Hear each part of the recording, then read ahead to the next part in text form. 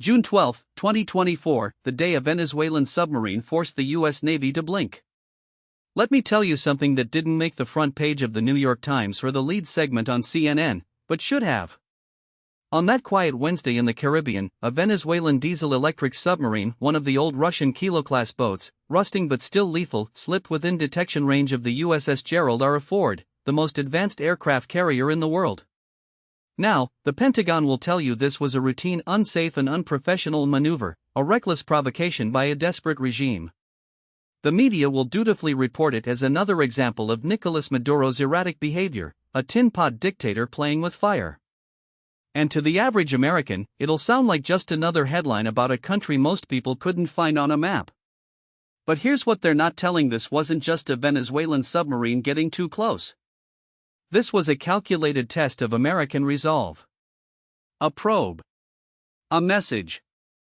And if we're not careful, it's the kind of incident that could spiral into something far more dangerous than anyone in Washington is willing to admit. I've spent the last 3 decades studying these kinds of moments, the quiet escalations that don't make the news until it's too late. I've advised policymakers, written classified briefings, and watched as the same patterns repeat: a minor incident, a miscalculation, a response that seems proportional in the moment but sets off a chain reaction no one intended. And let me be: what happened in the Caribbean last month is not just about Venezuela. It's about the unraveling of American dominance in its own backyard. It's about Russia and China watching closely to see how far they can push. And it's about whether the United States still has the strategic discipline to avoid stumbling into a conflict it doesn't want and can't afford. So let's start with the official story. Because that's where the deception begins. The official: a reckless provocation. According to the Pentagon's initial statement, a Venezuelan Cibalo-class submarine approached the Gerald R. Ford carrier strike group on June 12 while it was conducting routine operations in international waters off the coast of Venezuela. The submarine, we're told, came within 1,000 yards of the carrier, well inside the standard exclusion zone for such vessels. The U.S. Navy responded by deploying P-8 Poseidon maritime patrol aircraft and MH-60 or Seahawk helicopters to track the submarine, which eventually withdrew after several hours. No shots were fired. No collisions occurred. Just another day in the high-stakes game of naval cat and mouse. The media coverage followed the script. Reuters ran: Venezuela's Navy makes dangerous approach to U.S. aircraft carrier. The Washington Post framed it as Maduro's latest provocation as U.S. pressures regime. Even Fox News got in on the act, with one analyst calling it a desperate move by a failing dictatorship. The State Department issued a stern rebuke, calling the maneuver irresponsible and warning of serious consequences if Venezuela continued such behavior. The White House, for its part, downplayed the incident, with National Security Council spokesman John Kirby telling reporters, "This is not the first time we've seen this kind of behavior from the Maduro regime, and it won't be the last. We're monitoring the situation closely, but there's no cause for alarm." But here's the problem with this: it's incomplete. And in geopolitics, what's left unsaid is often more important than what's said. Deconstructing the what they're not telling you. First, let's talk about the submarine itself. The Pentagon identified it as a Cibalo-class vessel, which is technically correct. Venezuela does operate a few of these small, coastal submarines. But here's the Cibalo is a 1970s-era German design, barely capable of deep-water operations, let alone shadowing a carrier strike group. The submarine that approached the Ford? That was almost certainly a Russian-built Kilo-class boat, specifically, the Cibalo, one of 2 that Venezuela acquired from Moscow in the early 2010s. These are serious, quiet, deep-diving, capable of firing torpedoes and anti-ship missiles. They're the same submarines Russia has used to project power in the Black Sea and the Mediterranean. And they're a hell of a lot more capable than anything the U.S. Navy would expect from a rogue regime in its backyard. So why the misdirection? Because if the American public knew a Russian submarine was operating that close to a U.S. carrier, the political pressure for a response would be immediate. And right now, the last thing the Biden administration wants is another crisis, especially one that could escalate into a direct confrontation with Moscow. Second, let's talk about the location. The Ford wasn't just conducting routine operations in international waters. It was 12 nautical miles off the coast of Venezuela, just outside territorial waters, but well within what Caracas considers its exclusive economic zone. Now, under international law, the US has every right to operate there. But here's the geopolitical: the Ford was there to send a message. Specifically, it was there to support the US-backed opposition in Venezuela, to remind Maduro that Washington hasn't forgotten about him, and to deter any further cooperation between Caracas and Moscow or Beijing. The submarine's approach wasn't just a random act of aggression, it was a counter-message. And it worked. Third, and most importantly, let's talk about timing. This incident didn't happen in a vacuum. It came just days after the U.S. Treasury Department announced new sanctions targeting Venezuela's oil sector, sanctions that, by the way, have been a spectacular failure. Despite years of economic warfare, Maduro is still in power, Venezuela's oil production is creeping back up, and the country's military remains loyal. Meanwhile, Russia has been quietly extending its presence in Venezuela, not just with submarines, but with Wagner Group mercenaries, advanced air defense systems, and even rumors of a permanent naval base on the Caribbean coast. China, for its part, has been buying up Venezuelan oil at discounted rates, turning the country into a de facto client state in its global resource grab. So when that submarine got too close to the Ford, it wasn't just Maduro flexing. It was Moscow and Beijing sending a "we're here. We're not leaving. And if you push too hard, we'll push back." And that's where things get really dangerous. The broader geopolitical why this matters more than you think. Let's out for a moment. What we're witnessing in the Caribbean isn't just about Venezuela. It's about the end of American unipolarity, the idea that the US can act as the world's sole superpower without consequence. That era is over. And the powers that are replacing it, Russia, China, and to a lesser extent Iran, are playing a very different game. From a realist perspective, this is classic great power competition. The US has spent the last 30 years extending NATO, stationing troops in Eastern Europe, and projecting power into the South China Sea. Russia and China, for their part, have spent the last decade pushing back, annexing Crimea, building artificial islands, and now, establishing a military foothold in America's backyard. This isn't just about ideology. It's about spheres of influence. And right now, the US is learning the hard way that its sphere isn't as secure as it once was. Historical parallels? Oh, there are plenty. The Cuban Missile Crisis is the obvious one, when the Soviet Union tried to place nuclear missiles in Cuba, just 90 miles from Florida. But there's also the Trent Affair during the American Civil War, when a British ship intercepted a Confederate diplomat, nearly dragging Britain into the war. Or the Pueblo incident in 1968, when North Korea captured a US spy ship, humiliating the Johnson administration. In each case, a minor incident nearly spiraled into something much larger. And in each case, the lesson was that when great powers operate in close proximity, miscalculation is inevitable. Now, let's talk about the players. Russia's interest in Venezuela is twofold. First, it's about energy. Venezuela has the largest oil reserves in the world, and Russia, despite its own vast resources, wants to control as much of the global oil market as possible. Second, it's about leverage. Every Russian submarine, every Wagner mercenary, every S-300 air defense system in Venezuela is a thumb in America's eye. It forces the US to divide its attention, to spread its resources thin. And in a world where the US is already overstretched with wars in Ukraine and the Middle East, tensions with China, and a domestic political crisis, every little distraction matters. China's interest is resources. Venezuela owes Beijing billions of dollars, and China has been happy to restructure that debt in exchange for oil. But there's also a strategic angle. If China can establish a permanent presence in the Caribbean, whether through ports, bases, or simply economic dominance, it gains a foothold in what has long been considered America's lake. And if the US is ever forced to choose between defending Taiwan and defending its own hemisphere, well, that's a choice no American president wants to make. And then there's the US itself. The Biden administration is caught between two bad options. On one hand, it can't ignore Venezuela. The country is a humanitarian disaster, a narco-state, and a geopolitical liability. On the other hand, every time the US ratchets up the pressure, Maduro doubles down on his alliances with Moscow and Beijing. Sanctions haven't worked. Military threats haven't worked. And now, with a submarine shadowing a carrier, the administration is being forced to confront a hard. The tools it's used to project power for the last 30 years are no longer as effective as they once were. Military: the illusion of control. Let's talk about what this incident reveals about the U.S. military's capabilities and its vulnerabilities. First, the Gerald R. Ford is the most advanced aircraft carrier in the world. It's a floating airbase, capable of launching and recovering dozens of F-35 and F/A-18 jets in a single sortie. It's escorted by a strike group that includes Aegis-equipped destroyers, nuclear-powered attack submarines, and a full complement of electronic warfare and air defense systems.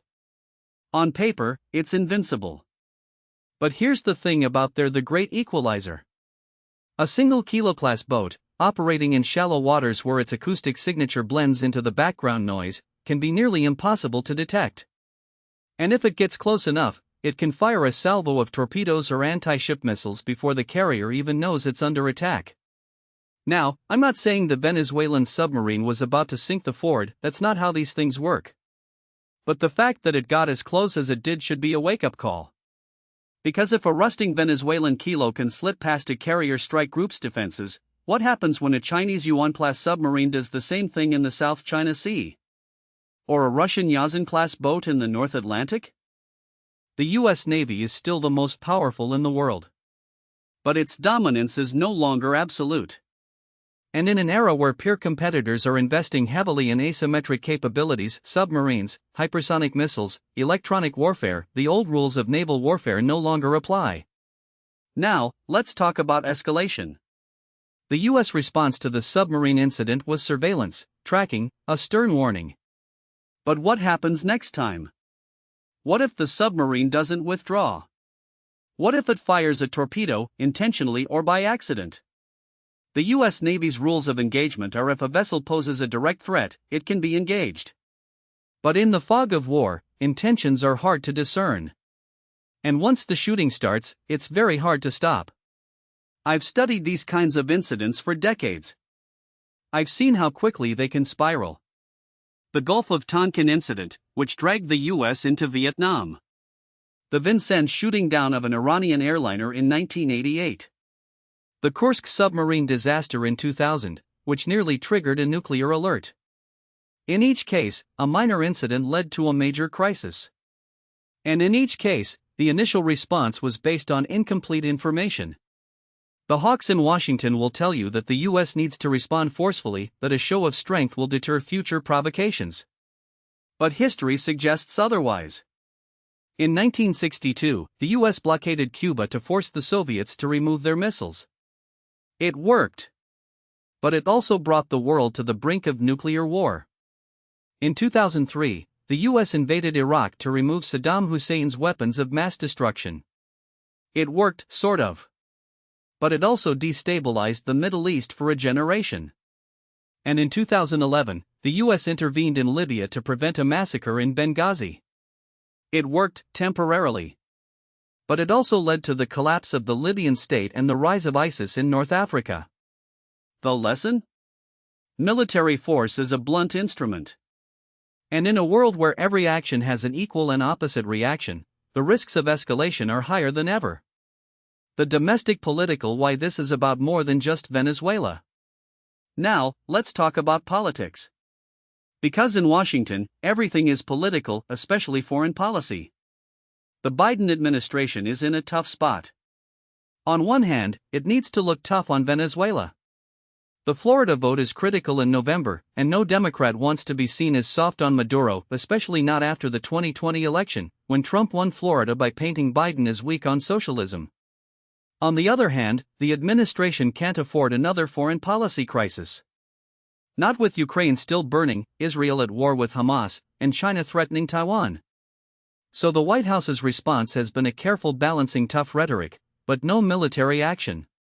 But here's where it gets interesting. The submarine incident happened just as the administration was finalizing a new round of sanctions on Venezuela. Those sanctions, by the way, are deeply unpopular with progressives in the Democratic Party, who argue that they've only made life worse for ordinary Venezuelans. They're also unpopular with some in the Pentagon, who worry that they're pushing Maduro further into the arms of Russia and China. And they're unpopular with the oil industry, which would love to get its hands on Venezuela's reserves if only the sanctions were lifted. So why keep them in place? Because lifting them would be politically toxic. Imagine the Biden lifts sanctions on Maduro after submarine provocation. The Republicans would have a field day. And in an election year, that's a risk no Democrat wants to take. But here's the sanctions aren't working. They haven't toppled Maduro. They haven't restored democracy. All they've done is impoverish the Venezuelan people and push the country closer to Russia and China. And now, with a submarine shadowing a U.S. carrier, the administration is being forced to confront a hard its Venezuela policy is a failure. So what's the alternative? That's the question no one in Washington wants to answer. Because the answer might require admitting that the U.S. doesn't have as much leverage as it thinks it does. And in a town where strength is the only currency that matters, that's a dangerous admission to make. Scenario how this could play out. Alright, let's game this out. What happens next? I see three possible scenarios, each with its own risks and probabilities. Scenario 1, the status quo. In this scenario, the US and Venezuela engage in a prolonged game of cat and mouse. The Ford stays in the Caribbean, conducting freedom of navigation operations. The Venezuelan submarine makes another close approach. The US responds with more sanctions, more surveillance, more diplomatic pressure. Russia and China continue to prop up Maduro, but they don't escalate further. The crisis fades from the headlines, and the world moves on. This is the most likely outcome. It's also the most dangerous, because it normalizes this kind of behavior. If the US doesn't respond forcefully, Russia and China will see it as a green light to push further. And the next time a submarine gets too close, it might not be Venezuelan. It might be Russian. Or Chinese. Scenario 2, controlled escalation. In this scenario, the US decides it needs to send a stronger message. Maybe it intercepts a Venezuelan oil tanker bound for China. Maybe it conducts a show of force exercise near Venezuela's coast. Maybe it even authorizes a cyber attack on Venezuela's oil infrastructure. Maduro responds by expelling US diplomats or cutting off oil exports. Russia and China condemn the US actions, but they don't intervene directly. The situation stabilizes, but tensions remain high. This is the scenario that keeps me up at night. Because controlled escalation is a myth. Once you start down this path, it's very hard to stop. And in a region as volatile as Latin America, even a small miscalculation could have massive consequences. Scenario 3, direct confrontation. This is the worst-case scenario. A Venezuelan submarine gets too close to a US ship. A warning shot is fired. The submarine doesn't withdraw. The US fires back. The submarine sinks. Maduro declares a state of emergency. Russia sends military advisors to Venezuela. China condemns the US in the UN. And suddenly, the US is facing a crisis in its own hemisphere, one that could draw in multiple great powers. This scenario is unlikely, but not impossible. And if it happens, the consequences would be catastrophic. Because once the shooting starts, no one knows where it will end. Grand strategy: the end of American hegemony? Let's take a step back. Because. Let me explain why this matters beyond the immediate headlines. What we're witnessing isn't just another Latin American crisis, it's a test case for the erosion of American hegemony in its own backyard, and the results should concern anyone who still believes in the post-Cold War order. Now, what most people don't realize is that Venezuela's submarine gambit wasn't an isolated incident. It was part of a deliberate pattern that began in 2019 when Russia deployed nuclear-capable bombers to Caracas, followed by the arrival of Chinese intelligence-gathering ships in 2021. These weren't random provocations, they were calculated moves to probe U.S. red lines in a region Washington has long considered its exclusive sphere of influence. The uncomfortable truth is that the Monroe Doctrine, the 200-year-old cornerstone of American foreign policy, is effectively dead, and no one in Washington seems willing to admit it. Here's where the establishment narrative falls apart. The conventional wisdom says that U.S. sanctions and diplomatic pressure will eventually force Maduro to capitulate. But this ignores three critical factors.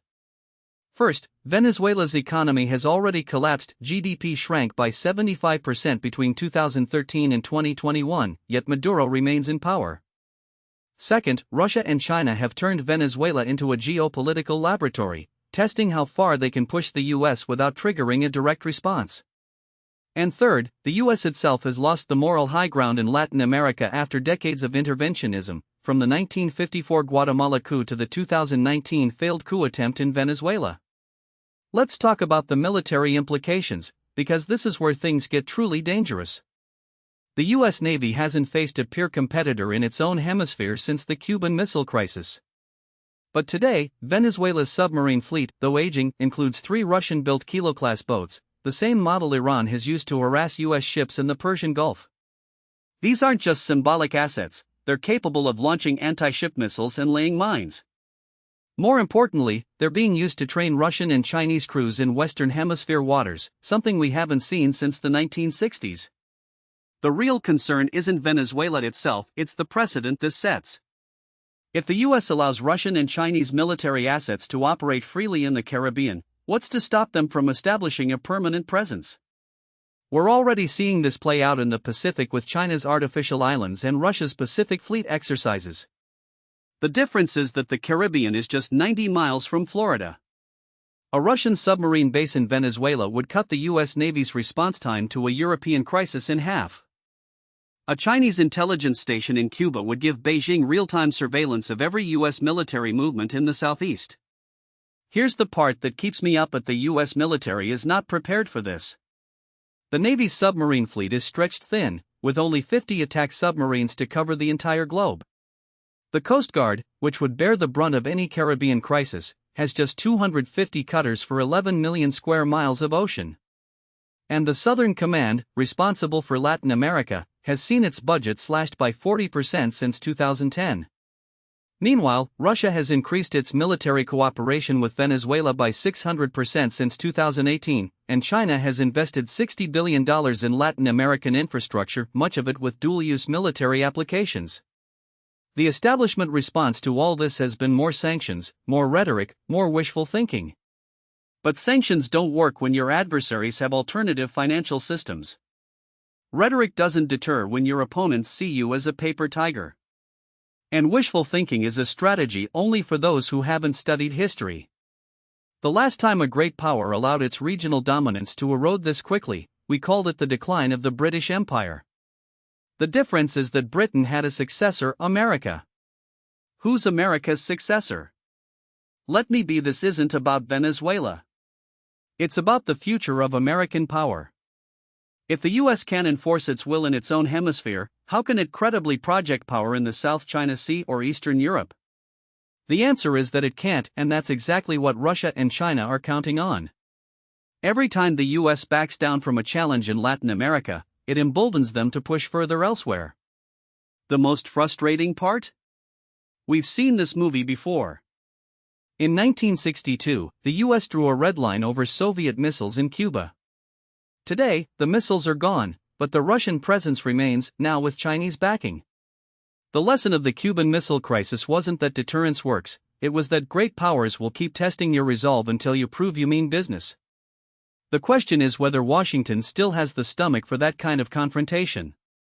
Because here's the thing about red: they only work if you enforce them.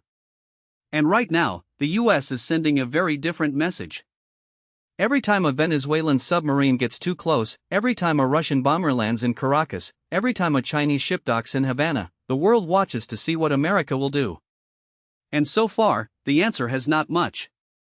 That's not just a policy failure. It's an invitation to disaster. Now, what most people don't realize is that this isn't just a foreign policy problem, it's a domestic political time bomb. The establishment in Washington has spent decades pretending that Latin America is a secondary theater, a place where we can afford to let things slide because the real action is in the Indo-Pacific or Eastern Europe. But that's exactly the kind of thinking that got us here.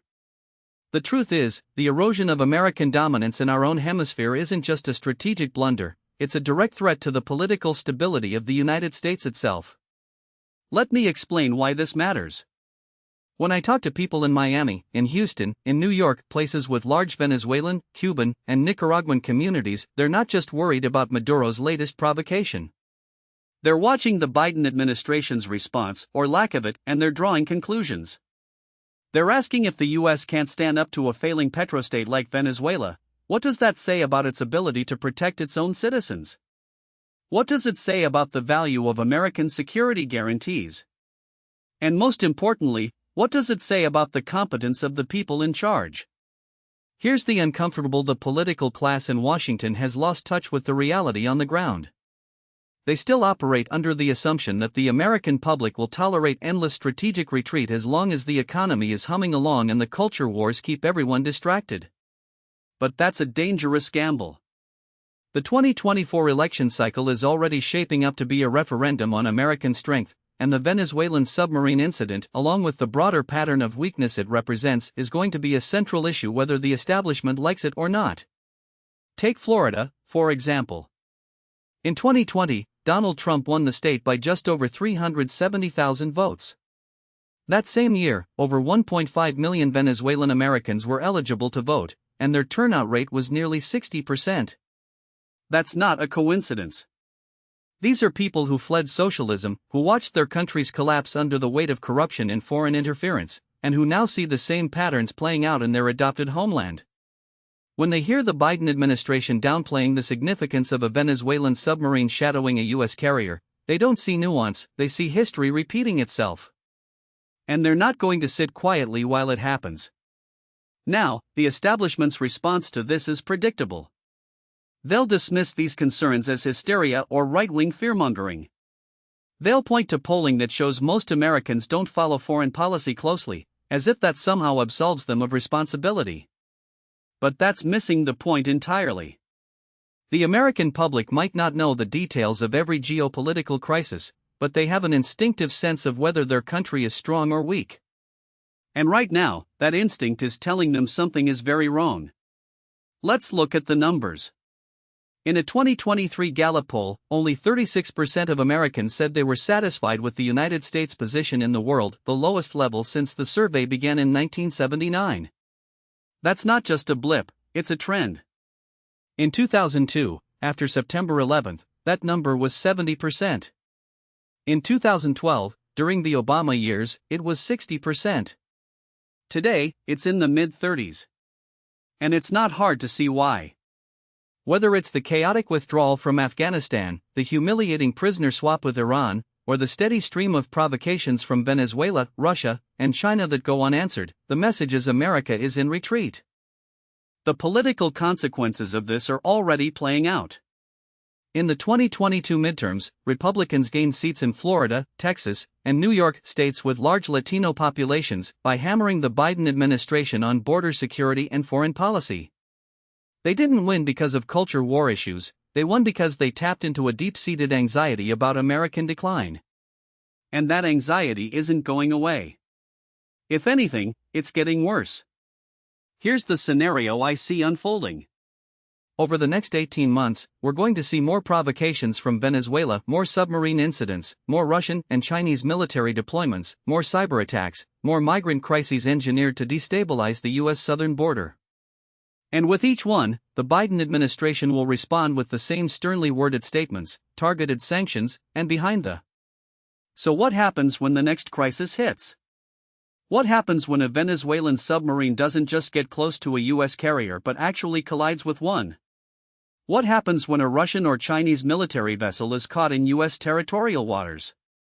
The establishment will tell you that cooler heads will prevail, that we'll find a diplomatic solution, that the American people will understand. But I'm not so sure. Because at some point, the public's patience runs out. And when it does, the political fallout won't be contained to foreign policy. It will spill over into every aspect of American life. Let me give you an example. In 1979, the Iranian hostage crisis became a defining moment of Jimmy Carter's presidency. It wasn't just that 52 Americans were held captive for 444 days, it was the sense of helplessness, the feeling that America had lost its edge. The failed rescue mission, the endless negotiations, the daily humiliation of seeing the hostages paraded on television, it all fed into a narrative of American decline. And in 1980, the voters responded by electing Ronald Reagan in a landslide. The message was America wanted strength, not apologies. I'm not saying we're on the verge of another 1980-style realignment.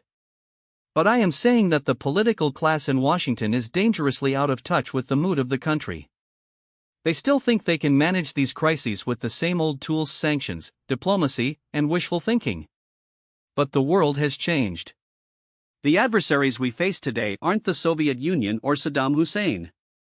They're regimes that have studied our weaknesses, that know how to exploit our divisions, and that are willing to push us to the brink because they believe we'll back down. And here's the "they might be right." Because the real problem isn't just that the establishment's playbook is outdated. It's that the establishment itself is broken. The foreign policy blob in Washington, think tanks, bureaucrats, career diplomats, has become so insulated from the real world that it can't even recognize the threats in front of it. They still believe in the myth of American invincibility, even as the evidence mounts that our dominance is eroding. They still think they can lecture the world about democracy and human rights while our adversaries carve out spheres of influence in our own backyard. So where does that leave us? If I had to make a prediction, I'd say we're heading for a period of intense volatility. The next administration, whether it's Biden, Trump, or someone else, is going to inherit a world where the old rules no longer apply. The question is whether they'll have the courage to write new ones. Because one thing is, the status quo is unsustainable. You can't have a superpower that talks like a global leader but acts like a regional power. You can't have a country that spends more on its military than the next 10 nations combined but can't deter a third-rate dictatorship from harassing its ships. And you can't have a political class that pretends everything is fine while the foundations of American power crumble beneath their feet. The Venezuelan submarine incident wasn't an isolated event. It was a symptom of a much larger problem. And if we don't start treating it as such, we're going to wake up one day and realize that the red lines we drew were never really there at all. Now, what most people don't realize is that this isn't just about Venezuela. It's about the broader collapse of deterrence in the Western Hemisphere, a region we've taken for granted since the Monroe Doctrine. The Venezuelan submarine incident wasn't some rogue operation, it was a calculated test, one that exposed how little respect our adversaries have for American power in what we still, quaintly, call our sphere of influence. And the fact that we're even having this conversation, whether a third-rate navy can get within torpedo range of a carrier strike group, tells you everything you need to know about how far the rot has spread. Let me explain why this matters beyond the immediate tactical embarrassment. The U.S. Navy hasn't faced a credible peer competitor in the Atlantic since the Cold War, and even then, the Soviet threat was largely confined to the North Atlantic and Mediterranean. Today, we're dealing with something far more: a network of revisionist powers, Russia, China, Iran, and their proxies, actively working to erode American dominance in our own neighborhood. The Venezuelan submarine wasn't operating in a vacuum. It was part of a larger pattern. In 2022, Russia deployed nuclear-capable bombers to Venezuela for joint exercises. In 2023, Iran sent warships to the AMA Canal, a move that would have been unthinkable a decade ago. And let's not forget China's deepening military ties with Cuba, including reports of a signals intelligence facility just 90 miles from Florida. Here's the uncomfortable: we're witnessing the slow-motion fragmentation of the post-Cold War order in Latin America, and Washington is still treating it like a law enforcement problem rather than a geopolitical one. The establishment's response to these provocations has been a masterclass in strategic incoherence. When Russia sent bombers to Venezuela, the State Department issued a strongly worded statement. When Iran's warships docked in AMA, the Pentagon shrugged and called it routine. And when a Venezuelan submarine got too close to a carrier, the best we could muster was a vague threat of consequences that never materialized. This isn't just incompetence. It's a fundamental misunderstanding of how power works in the 21st century. The old playbook assumed that American military supremacy was so overwhelming that adversaries would never dare challenge us directly. But that assumption was based on a unipolar moment that's now over. Today, our rivals are playing a different game, one where they probe our defenses, exploit our legalistic restraints, and gradually normalize their presence in our backyard until it's too late to push back. The Venezuelan submarine incident was a perfect example. By the time the Navy even detected it, the damage was done. The message was the US can't or won't enforce its own red lines. So what should we do about it? The first step is admitting we have a problem. The second is recognizing that the solutions can't come from the same people who got us here. The foreign policy blob's reflexive answer to every crisis is more sanctions, more diplomacy, more engagement. But sanctions didn't stop Russia from arming Venezuela. Diplomacy didn't convince China to stop militarizing Cuba. And engagement sure as hell didn't deter Iran from sending warships to our doorstep. What we need is a grand strategy that actually deters aggression, not one that pretends deterrence is still working because we say it is. Here's what that might look like. First, we need to reassert military dominance in the Western Hemisphere, not through occasional freedom of navigation operations, but through a sustained presence that makes it clear we won't tolerate foreign military bases or provocative deployments in our neighborhood. That means regular joint exercises with allies like Colombia and Brazil, increased maritime patrols in the Caribbean, and a willingness to interdict ships carrying weapons or military personnel to our adversaries. If Russia wants to play games in Venezuela, we should make it clear that every Russian military flight or naval deployment will be met with a proportional and public response. Second, we need to stop treating Latin America like a charity case and start treating it like a strategic priority. For decades, U.S. policy in the region has been dominated by two, either ignoring it entirely or micromanaging it through failed nation-building projects. Neither approach works. What we need is a realistic engagement strategy that recognizes Latin America's growing importance not just as a source of migration or drugs, but as a battleground for influence with China and Russia. That means investing in infrastructure, energy, and security partnerships that actually benefit our allies, rather than lecturing them about democracy while Beijing builds ports and Moscow sells weapons. Third, we need to fix our broken deterrence model. The current approach, vague threats, delayed responses, and a refusal to escalate, only encourages further probing. If we want to prevent another Venezuelan submarine incident, we need to make it clear that any attempt to harass U.S. forces will be met with immediate and overwhelming force. That doesn't mean starting a war, but it does mean drawing bright lines and enforcing them. If a foreign submarine gets within a certain distance of a carrier, it gets sunk. If a Russian bomber violates Venezuelan airspace, it gets shot down. If an Iranian warship docks in AMA, it gets turned away. The goal isn't to provoke conflict, but to make the cost of aggression so high that our adversaries think twice before testing us. Now, I can already hear the objections. But won't that risk escalation? What about international law? Won't that alienate our allies? To which I look around. The escalation is already happening. International law hasn't stopped Russia from invading Ukraine or China from militarizing the South China Sea. And our allies? They're already being alienated, not by our strength, but by our weakness. The countries that matter in Latin America, Brazil, Colombia, Mexico, aren't looking for another lecture on human rights. They're looking for a partner who can help them counterbalance China's economic coercion and Russia's military adventurism. If we can't provide that, they'll turn elsewhere. The final piece of this puzzle is domestic. None of this will happen unless the American people demand it. For too long, foreign policy has been the domain of a small, insular elite that treats the rest of the country like an afterthought. But the Venezuelan submarine incident should be a wake-up call. This isn't just about abstract national security. It's about whether we're willing to accept a world where our adversaries operate with impunity in our own hemisphere. It's about whether we're prepared to defend the idea that the United States is still a global power, or whether we're content to let others write the rules of the 21st century. The choice is ours. But time is running out. The next crisis won't be a submarine getting too close to a carrier. It'll be something worse, a cyber attack on our critical infrastructure, a Chinese military base in Cuba, a Russian nuclear submarine patrolling the Gulf of Mexico. And when that happens, we'll have no one to blame but ourselves for failing to act when we still had the chance. The Venezuelan incident wasn't the end of the story. It was the opening act. The question is whether we'll have the wisdom to recognize it for what it was, a warning we can't afford to ignore.